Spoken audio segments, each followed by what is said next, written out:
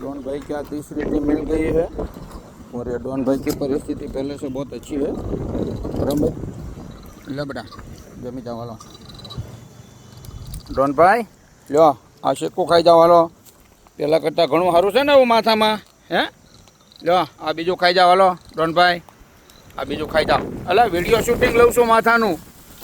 परिस्थिति केवी छे जोवा माटे લ્યો કોણ તમને હેરાન કરે છે હે ડોનભાઈ બોલી જાઓ હલે બધાને મારવાનું નથી હો